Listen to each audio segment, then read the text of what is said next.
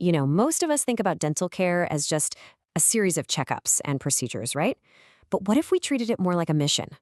Today, we're going to explore what a strategic master plan for your oral health really looks like.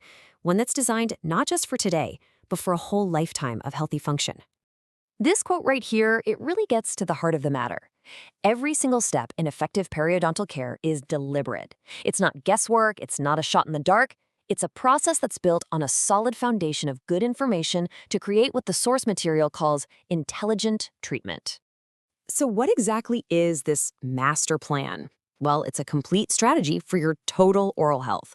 But here's the key difference, and it's a big one. Success isn't just about how many teeth you keep. It's about how many years you can enjoy healthy, comfortable function. Now that's a powerful shift in how we should think about dental care.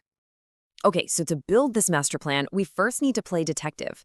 The diagnostic process is basically an investigation, a really systematic way of gathering all the clues about your oral health, and it usually happens over 2 dedicated visits.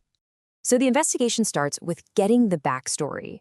That first visit is all about gathering intel, your overall health history, taking x-rays, which are kind of like surveillance photos, and creating models of your teeth.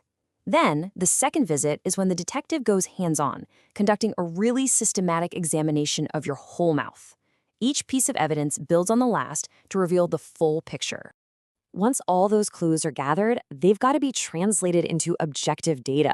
This is where we move from just observing to actually measuring, quantifying the extent of any disease so we can track it precisely. One of the most fundamental tools for this is called periodontal probing. Basically, a clinician gently walks the probe around each tooth.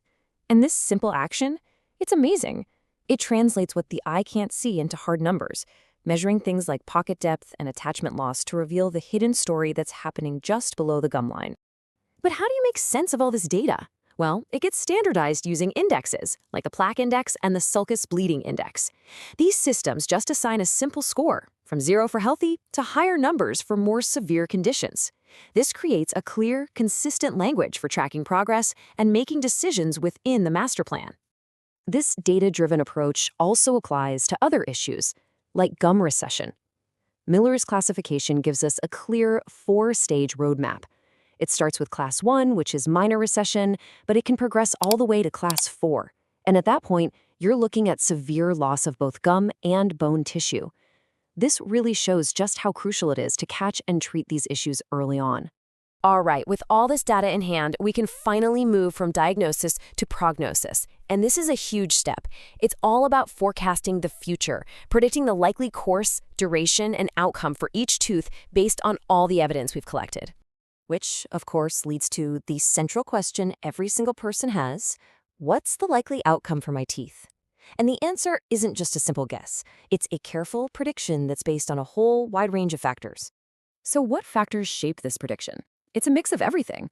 You've got the big picture issues like your age and genetics, personal habits like your plaque control, and even the state of your existing dental work.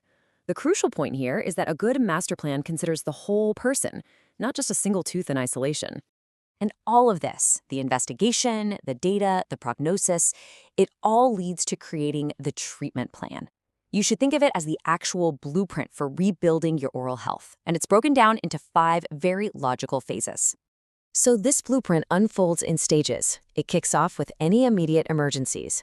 Then comes phase 1, the non-surgical foundation. We're talking cleaning and education. If needed, phase 2 involves surgical procedures. Phase 3 is where final restorations like crowns get placed. And then, crucially, there's phase 4, the ongoing maintenance that protects this entire investment in your health.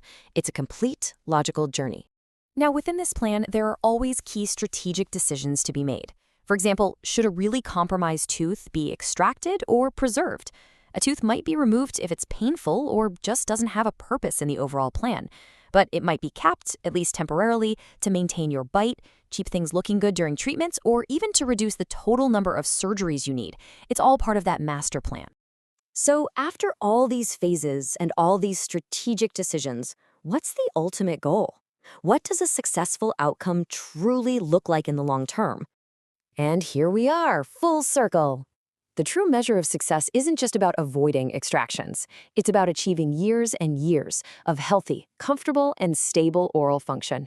This is the guiding principle of the entire master plan we've just walked through. which leaves us with a final question for you to think about.